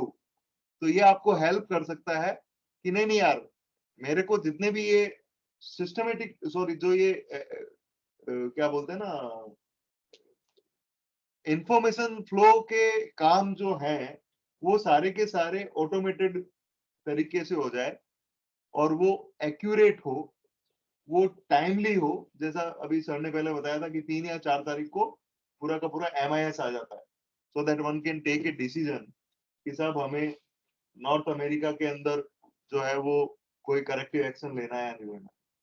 तो ये सारी चीजें आपके पास टाइमली आ जाए. तो as a professional, if such system is available with us, so where we shall apply our mind? हम अपना माइंड कहाँ अप्लाई करेंगे? हम अपना माइंड अकाउंटिंग में अप्लाई नहीं करेंगे, हम अपना माइंड बिजनेस में अप्लाई कर सकते हैं कि नहीं यार ये सारा डाटा तो आ गया ना, इसकी अब आगे जरूरत क्या है. तो once you are you know up with all this data, all this things, तो आप अपना जो स्किल्स है उसको ग्रोथ में यूज कर सकते है ना. और मोदी जी का जो 5 ट्रिलियन 5 ट्रिलियन इकोनॉमी और कितनी कितनी इकोनॉमी अपन जिसमें कितने जीरो होते हैं ये भी हमें नहीं पता है ना, वहां तक हम पहुंच सकते हैं. तो ये जितना भी AI एनालिटिकल टूल्स और ये जो बातें कर रहे हैं ना, और जो हम कह रहे हैं कि नौकरी खतरे में, नौकरी खतरे में नहीं है. ये सब जो चीजें होगी उनकी वजह से ही that will be one of the major reason कि हमारी इकोनॉमी में ग्रोथ होने वाला है. In fact, आप Bhupenji, I want Yes. to add here, that is, see, when Tally came Yes, 25, 30 years back, correct. now who are the people who implemented Tally? It were the finance folks, accountants, chartered accountants. Can we imagine like an accountant who doesn't know Tally today? So this is, as we cannot imagine it, an accountant who doesn't know Tally. I think going forward, you cannot imagine a finance professional in whichever field who is not well versed with these tools. That is number one. I mean, if the way today somebody, an accountant who doesn't know Tally, is not fit for his or her job, going forward, any finance professional in any field, especially chartered accountants, if they are not tech savvy to some extent, they will be totally like unfit. That's number one. Number two, given our knowledge of, like, Tally was never implemented by engineers, Tally was implemented by accountants. Similarly, tools like this can be best implemented by chartered accountants, because for us, financial reporting is in our like fingertips. We understand. Nobody needs to teach us, for example, what is good cost of goods sold, what is EBITDA, what is goodwill, how is goodwill amortized, or should it be amortized? How is cash flow calculated? Like whether, interest on ROU asset, which part of cash flow it should go to. These are the things nobody need to tell us. So for clients, they want consultants who already understand financial reporting, as well as those who can automate it. So when we go to the client as consultants, they are very sure that our financial knowledge is thorough. Just that we need to understand the client specific requirements, right? Because there are things which are client specific. The chart of account is client specific. How certain KPIs are like monitored, that is client specific. There could be 1,000 KPIs in finance, but not everybody monitors those 1,000 KPIs. Somebody has a set of 100 KPIs, some other clients has some other set of KPIs. So those are the only things which we need to understand from the client. Rest we all understand everything. So that's the reason this uh, being aware about this and then learning these tools. At least, I mean, not everybody needs to learn as a consultant, but bare minimum, everybody needs to learn as a user. And those who are very tech savvy, want to make a career in technology, can learn as consultants because that's the future. Yeah. So Sasikantji, I think another 20-25 minutes shall we able to conclude, or by 5 o'clock? What do you think? Yes, yes. So we have covered most of the ground here.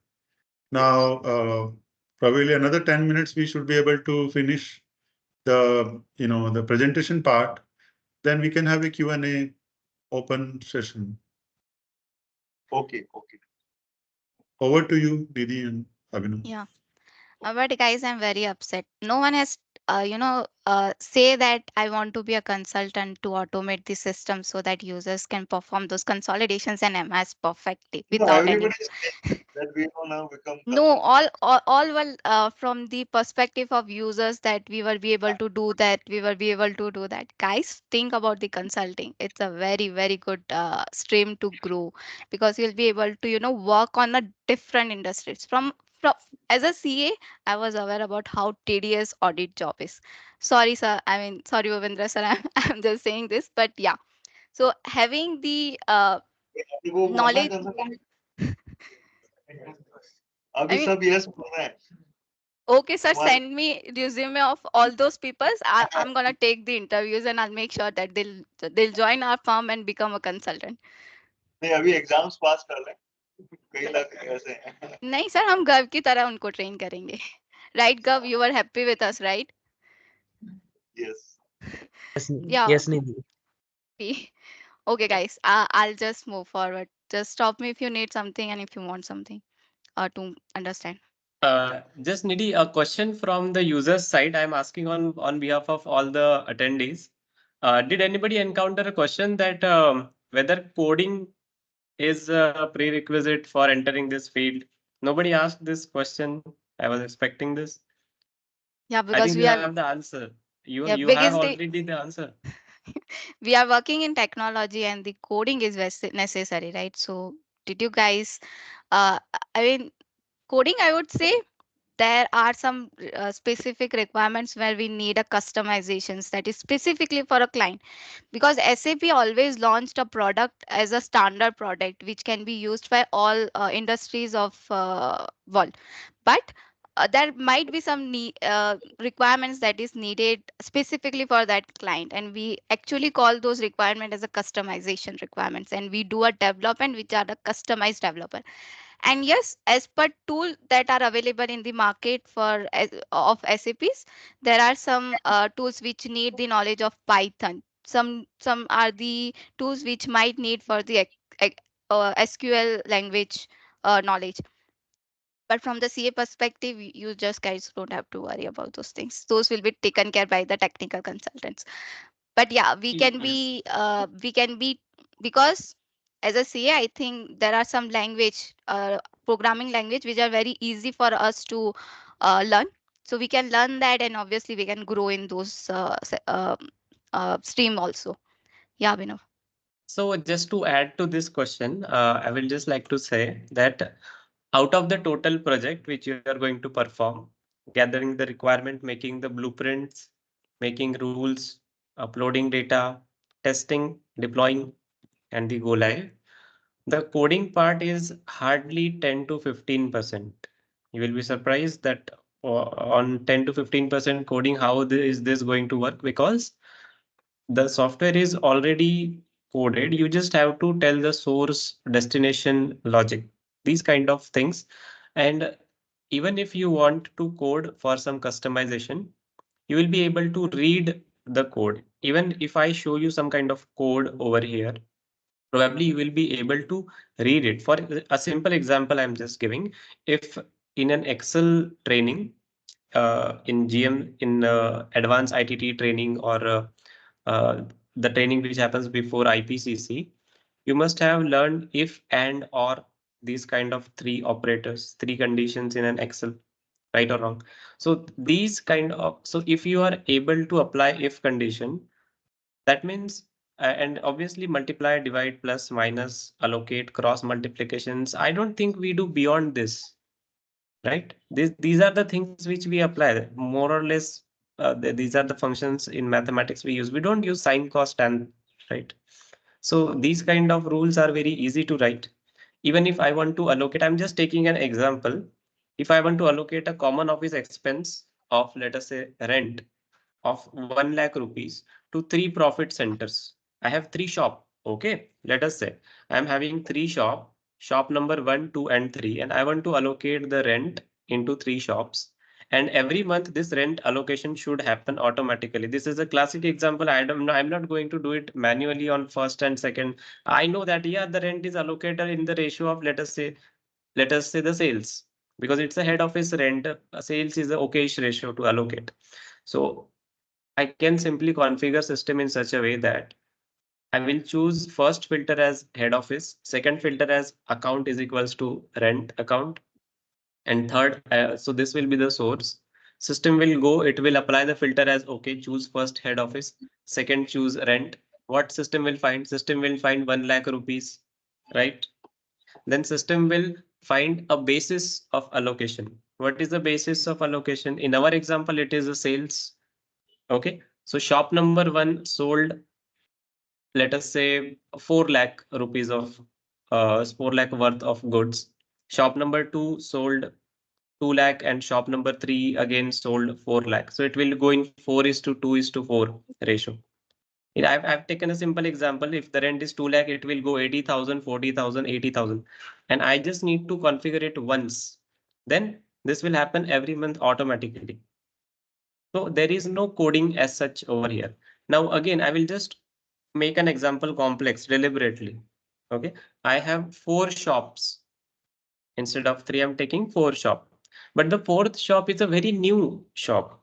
It is not giving me too much sales as such.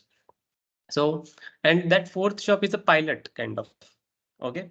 And I don't want to allocate my rent expenses over the 4th shop as of now, because while giving the while making an agreement with the shop, I will not say the shop owner, because owner is someone who is central, but the person responsible for operations of the shop, the profitability. So I will not add this expense to that particular shop.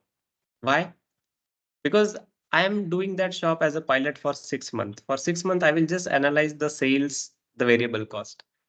I will not put much brains on a fixed cost, because fixed cost is anyway fixed, right? If I'm able to increase the sales, that means I will run that shop for more 6 months, for 1 year. If it is a pilot project, it is successful, then I will continue it. From second year onwards, I will again, obviously, I will allocate the all expenses over that shop. So I can simply write an if condition over there.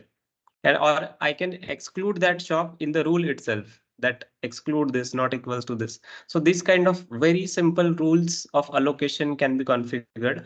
I will say engineers will learn accounting slower, and CAs will learn the technology faster. That is why it is an advantage for all of us guys to grab this, or means not specifically go into consulting, but uh, grab this as a, let's say, at least we should be able to navigate the software. At least we should be able to analyze. Nobody should make a fool out of us, right? कि system से आ रहा है और automatic आ रहा है, ऐसे ही होगा. No, you have to ask for an audit trail in like a statutory audit as an auditor, right? So that is why. This is actually general explanation which we many times receive at audits. कि साहब इसमें आपको क्या check करना ये तो system से आ रहा है. So actually, until and unless you do not know the system, actually they will be able to make you fool. Yes. So that is there. Now, 3 or 4 questions I just populated. I thought this will be good to share with all of you. First question, which I will just ask to myself is, what are the challenges in implementing MIS or budgeting project? Is it a very easy going project? And if there are challenges, then you will like to know the examples of that, right? So first challenge which I encountered was there were 13 different customers and 13 different sites. Each site used to sell to one customer. So we have to configure the sales rate. So there is a rate at which a product is sold. The coal is sold at particular rate, and each customer is having a different way of calculating the rate. And the customer is, let's say, the sometimes customer are government only. So here sometimes customer dictate at what rate he is going to buy. You sell or you don't sell. So sometimes industry is like that. So then in that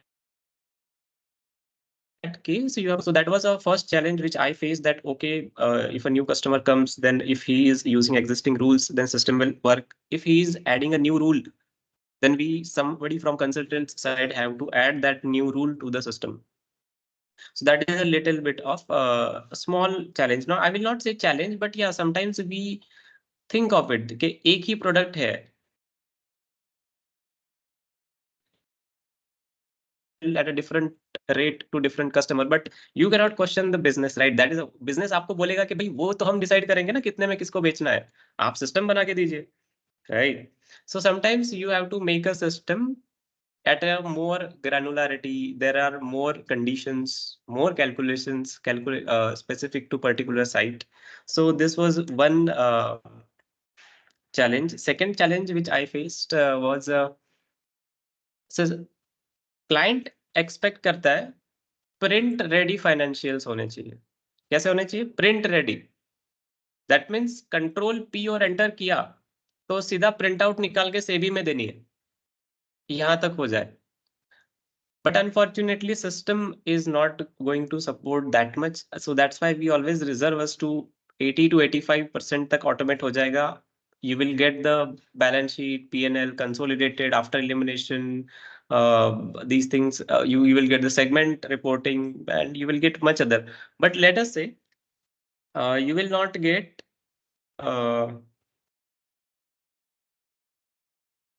so you will not get something which is, let's say, contingent liabilities. So these things may not be there in the system. You have to add it in an Excel, right? So print ready financials ka expectation hota hai, but sometimes it becomes a little challenging. That was the second thing. Now another question which I will ask to myself again is, what is the difference in strategic consulting and technology consulting? Anybody would like to answer this? Yahan tak, see, till now, I think the session will give you an idea of technology consulting, and somewhere where the strategic consulting is something which you can teach me something like that. So I'm asking you guys a question: what is difference between strategic consulting and technology consulting?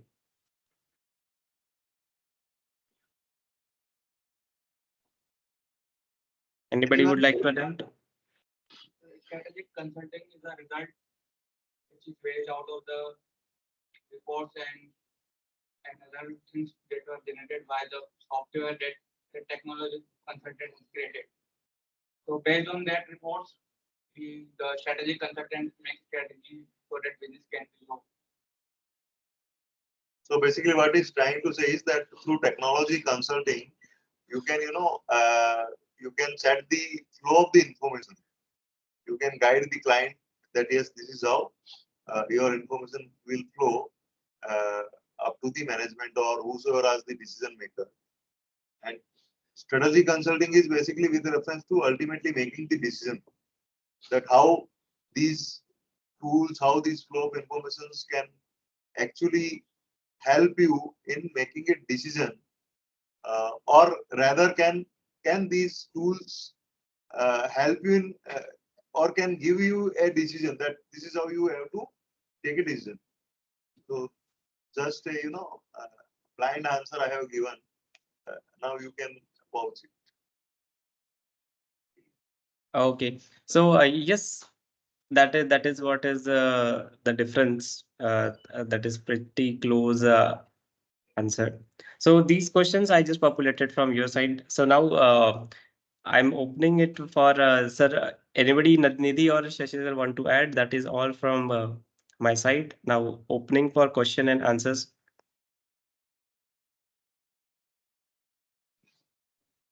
Yeah, I think you can quickly browse through the next slides if there is anything. We can spend maximum 2 minutes more. Yeah. Let me do so. So guys, as we pretty much discussed, the YCAs that is needed in this consulting uh, stream, I would say the we know financials better, we know regulations, we even can understand the pain points of clients, because so clients are basically comfortable with us to discuss their requirements, and then we can obviously build a system accordingly. Future, as we have discussed, again the AI is coming. It's here actually, and is becoming a wide range of web, I would say.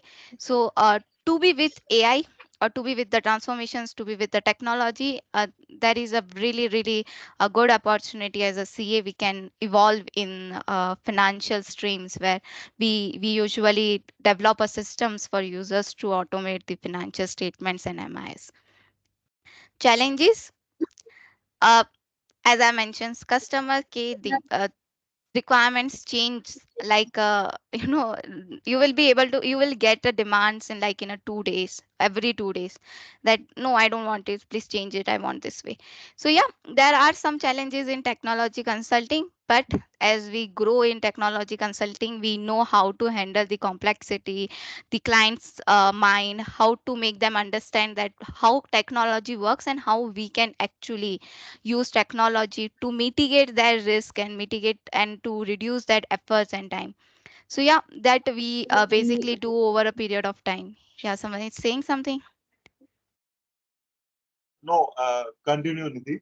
Yeah, how does it benefit you in the growth? I think not much to say, because you guys know that wherever there is a technology is you know included in anyone's growth, you will benefit, you will obviously get a benefit from this.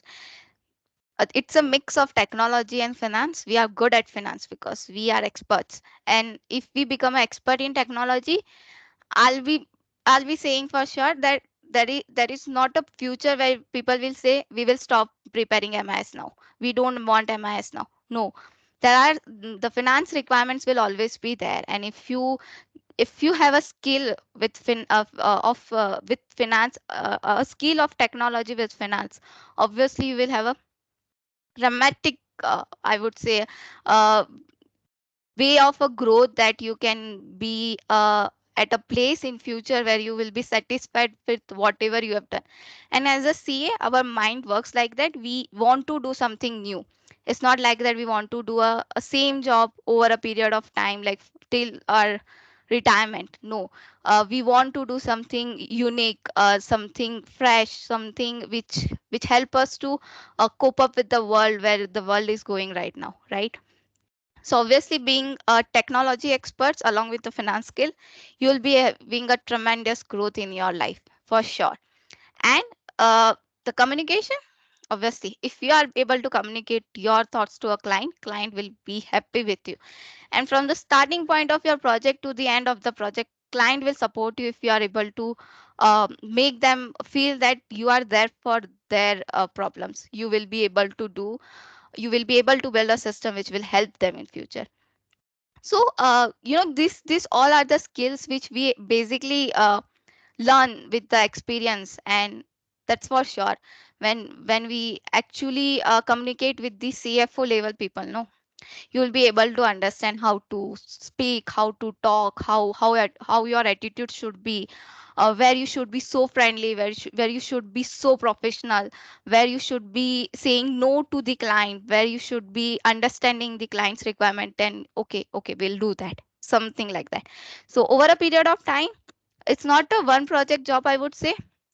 It's like you will be able to do multiple projects. You will be able to become a person who can understand their requirements and who can make client understand that whatever we are doing, it's for your benefit. And if client thinks that we are benefit for them, we are giving them some benefit from this project, and we are very valuable asset for them, they will be able to give you a good amount of respect and money for sure. Okay. More about us. So far we were talking about that only. So I think Nidhi, that should be enough. Okay. Yeah. Keeping in mind the time, I mean, they have understood. So Yeah. we can open to the forum if there are any questions. Any queries, any questions? ये कह रहे हैं sir कि काफी time हो गया, 2 घंटे, तो their question is कि सब conclude कब होगा? नहीं. So we are from our side, we are, I think, done. So I request Abhinav to please,